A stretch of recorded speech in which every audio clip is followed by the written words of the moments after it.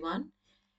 We are going to discuss the topic consumption function, which is prescribed in the GNDU syllabus of BA first year in paper macroeconomics. So first of all, we will talk about consumption function. What is the meaning of consumption function? Actually, consumption function is a functional relationship between two variables. One is consumption and one is income. We know very well that consumption is always affected by income. If someone's income is more, consumption will be more. If someone's income is less, consumption will be less. So, consumption is a function of income. Income affects consumption. So, symbolically, we can see that C is equal to Fy. Consumption, C means consumption, Y means income, and F is the functional relationship between these two. Now we have two types of consumption function. One is short run consumption function, second one is long run consumption function. Firstly, what is short run consumption function? Which is followed in short time for the short period. Like we can see this equation, C is equal to A plus BY. C is consumption, Y is income. Now what is A and what is B? A is autonomous consumption. अब autonomous consumption है क्या? Autonomous consumption है वो consumption which we have to do. We are earning or we are not earning, but we have to uh, wear something, we have to eat something. There are day to day daily needs which we have to fulfill.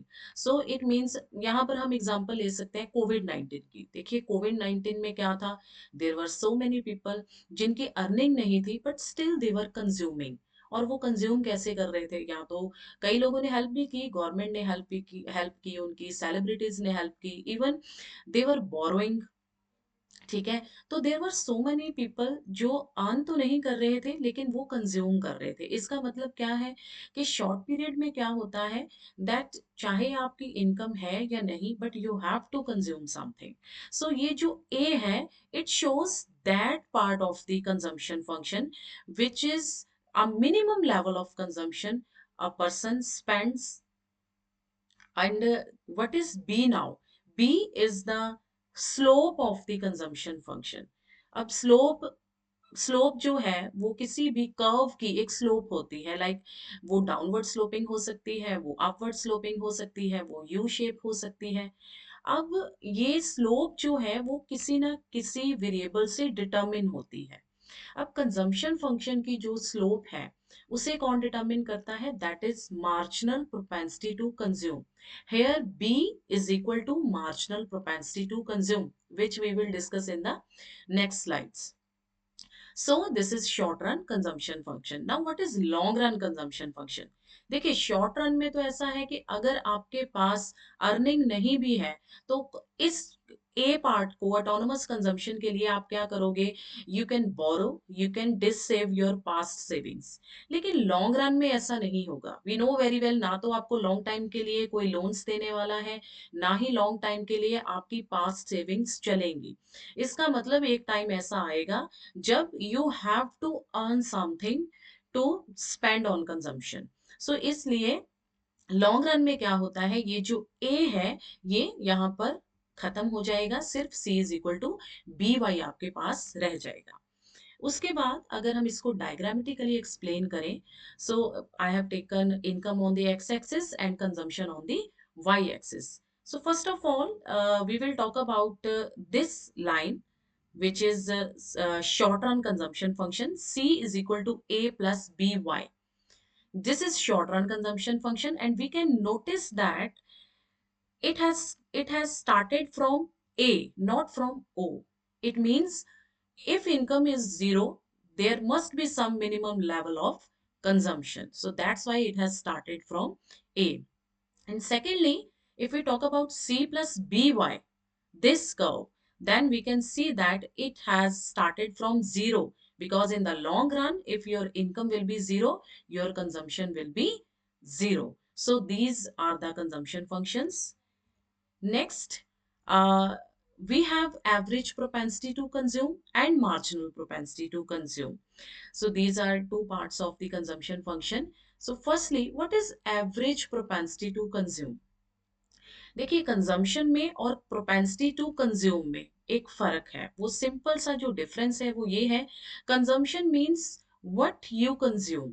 हम कहते हैं कि जिसकी income ज्यादा होगी वो ज्यादा consume करेगा, जिसकी इनकम कम होगी वो कम कंज्यूम करेगा। लेकिन प्रोपेंसिटी टू कंज्यूम क्या है? कई बार क्या होता है, स्टूडेंट्स इन दोनों को मिक्स कर देते हैं, कंजम्पशन और प्रोपेंसिटी टू कंज्यूम को।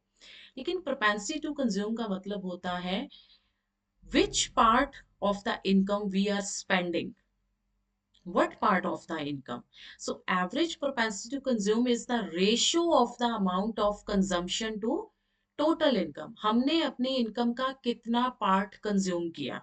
हम एग्जांपल लेते हैं, सपोज किसी की जो इनकम है that is 100 rupees.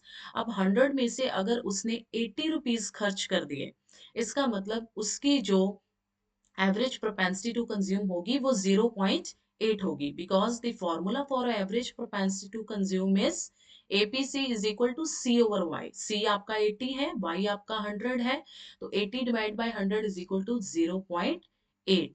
So this is average propensity to consume. And secondly इसमें एक चीज मैं और बताना चाहूंगी कि प्रोपेंसिटी टू कंज्यूम में अगर हम हाई क्लास और लो क्लास की बात करते हैं, अगर हम कंजम्पशन की बात करें तो वी नो कि जो हाई इनकम फैमिलीज होती हैं उनकी कंजम्पशन ऑलवेज ज्यादा होती है, जो लो इनकम फैमिलीज होती हैं उनकी कंजम्पशन कम होती है। लेकिन अगर प्रोपेंसिटी टू कंज्यूम की बात करें तो जो हाई इनकम फैमिलीज होती हैं उनकी प्रोपेंसिटी टू कंज्यूम कम होती है। वाई? बिकॉज सपोज एक पर्सन की 1 लाख इनकम है, मंथली इनकम 1 लाख है, उसमें से वो कितना खर्च करेगा? 20,000, 30,000, 40, चलो मैक्सिमम 50,000 उसने कंज्यूम किया। अब 50 डिवाइड बाय अगर आप 100 करोगे तो 0.5 आएगा। ठीक है, इसका मतलब कि 0.5 उसकी प्रोपेंसिटी टू कंज्यूम है। लेकिन अगर एक पुअर पर्सन की बात करें या लो इनकम फैमिली की बात करें, एक पर्सन जिसकी इनकम ही 10,000 है, तो हो सकता है कि वो सारे की सारी इनकम उसकी 1 मंथ में कंज्यूम हो जाती है। तो 100 divide by 100 is equal to 1। इसका मतलब उसकी जो 100% इनकम है वो कंज्यूम हो रही है। So this is the difference between consumption and propensity to consume. So diagrammatically we can also see that if a person has income OY1 and his consumption is ON, so we can divide it ON divided by OY1. So one thing that I want to tell you here, that APC is always measured on a point. We can see a point A. On A, we will see what is consumption. Consumption is ON, and what is income. Income is OY1. So this is APC. Next, we will discuss what is marginal propensity to consume.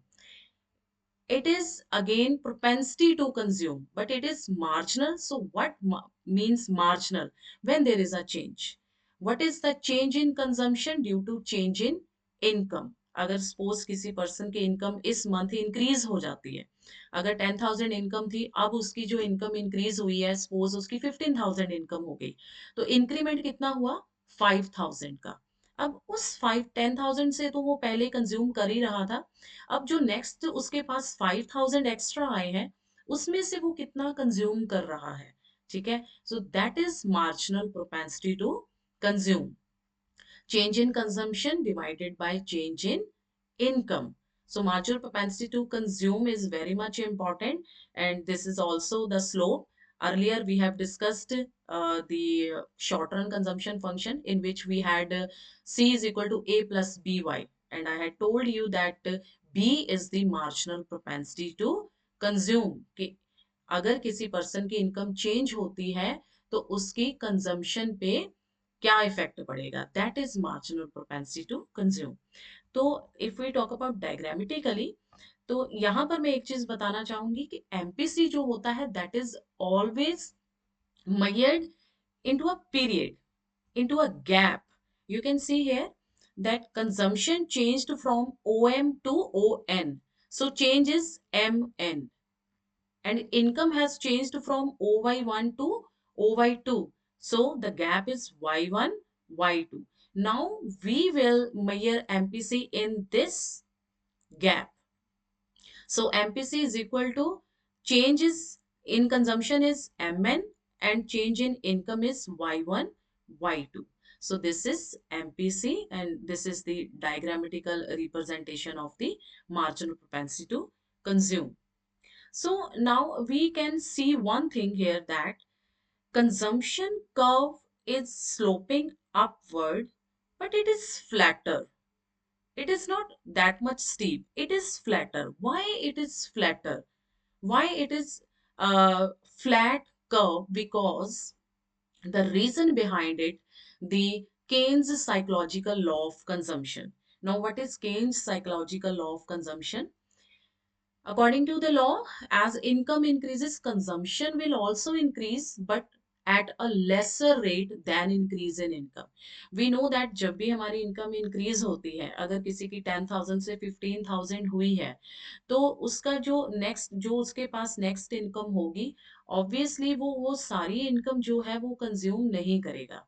वो income का increment जितना भी होगा, वो consumption जो है उससे थोड़ी कम करेगा, because he has to save something.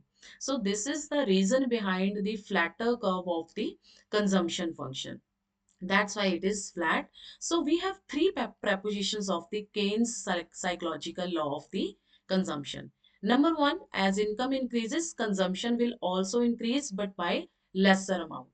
Income increase होगा, कंजम्पशन भी इंक्रीज होगी, लेकिन इनकम से कम इंक्रीमेंट होगा उसमें. Secondly, as the income increase, it will divide into both consumption expenditure and the savings. Obviously, a person's income increased, he will consume something and he will save something. Third one is the increase in income always leads to an increase in both consumption and savings. So जो भी income increase होगी, ये always दो चीजों में divide होगी, consumption and savings. So this was the consumption function and the Keynes psychological law of consumption. Thank you.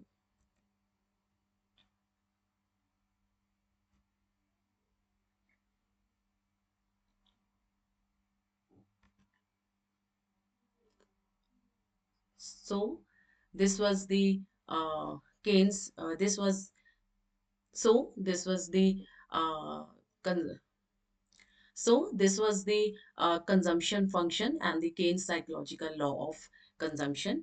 Now, what are the factors affecting propensity to consume? Propensity to consume जो है वो लोगों की कम होगी या ज्यादा होगी, ये किस चीज पे डिपेंड करेगा? Number one, the distribution of income. Income किस तरह से डिस्ट्रीब्यूटेड है इकोनॉमी के अंदर? अगर तो हाई इनकम फैमिली के पास ज्यादा इनकम है, तो ऑब्वियसली प्रोपेंसिटी टू कंज्यूम जो है वो कम होगी. लेकिन अगर लो इनकम फैमिलीज के पास जो है वो ज्यादा इनकम आ रही है, तो ऑब्वियसली उनकी प्रोपेंसिटी टू कंज्यूम ज्यादा होगी, बिकॉज जो लो इनकम फैमिलीज हैं उनकी बेसिक नीड्स जो है वो काफ़ी होंगी जो अभी तक उनकी फुलफिल नहीं हुई, तो वो उनको फुलफिल करेंगे. They will spend more. Then change in wage level. अगर वेज लेवल में चेंजेस आते हैं, अगर वेजेस बढ़ते हैं इकोनॉमी के अंदर, तो ऑब्वियसली प्रोपेंसिटी टू कंज्यूम जो है वो बढ़ेगा. Windfall gains and losses. अगर इकोनॉमी में किसी को विंडफॉल गेन्स हो रहे हैं, तो प्रोपेंसिटी टू कंज्यूम इंक्रीज होगा. अगर लॉसेस हो रहे हैं, तो प्रोपेंसिटी टू कंज्यूम जो है वो कम होगी. Then change in fiscal policy. Government की पॉलिसी कैसी है? अगर तो गवर्नमेंट टैक्सेस वगैरह ज्यादा लगा रही है, तो ऑब्वियसली चीजों के जो प्राइजेस हैं वो थोड़े ज्यादा हो जाएंगे, जिसके कारण कंजम्पशन पे इफेक्ट पड़ेगा. लेकिन अगर गवर्नमेंट जो है एक्सपेंडिचर ज्यादा कर रही है, टैक्सेस कम लगा रही है, तो प्रोपेंसिटी टू कंज्यूम जो है वो इंक्रीज होगी. देन है चेंज इन एक्सपेक्टेशंस. लोगों की एक्सपेक्टेशंस कैसी है? अगर तो किसी चीज को लेकर ये एक्सपेक्टेशन है कि फ्यूचर में इसके प्राइजेस कम होने वाले हैं, तो अब लोग जो है वो कंजम्पशन कम कर देंगे. अगर किसी चीज के बारे में ये है कि फ्यूचर में इसके जो प्राइजेस हैं वो बढ़ने वाले हैं, तब जो है प्रोपेंसिटी टू कंज्यूम जो है वो बढ़ जाएगी. Then rate of interest. Rate of interest अगर तो ज्यादा है, तो मीन्स लोग कम लोन्स ले पाएंगे, कम स्पेंड कर पाएंगे. लेकिन अगर रेट ऑफ इंटरेस्ट कम है बैंक्स की तरफ से, तो ऑब्वियसली लोग ज्यादा लोन्स ले सकेंगे और ज्यादा स्पेंड कर सकेंगे. देन है एटीट्यूड टुवर्ड सेविंग्स. लोगों का एटीट्यूड कैसा है सेविंग्स को लेकर? अगर तो लोग सेविंग्स ज्यादा करना चाहते हैं, तो ऑब्वियसली जो है वो कंजम्पशन कम हो जाएगी. अगर वो सेव कम करते हैं, तो कंजम्पशन जो है वो बढ़ जाएगी. Then financial policies of corporation. Corporation की पॉलिसीज कैसी हैं? अगर तो वो अपने प्रॉफिट्स को ज़्यादा, डिविडेंड्स जो हैं वो ज़्यादा दे रहे हैं अगर वो, तो ऑब्वियसली जो है कंजम्पशन पे जो है बेटर इफेक्ट पड़ेगा, लोग ज़्यादा कंज्यूम करेंगे। लेकिन अगर वो अपने पास जो है ज़्यादा अमाउंट रखते हैं अपने नेक्स्ट इन्वेस्टमेंट्स के लिए, तो प्रोपेंसिटी टू कंज्यूम जो है वो कम हो जाएंगे। सो these were the factors affecting propensity to consume. I hope you all have understood the topic properly. Thank you.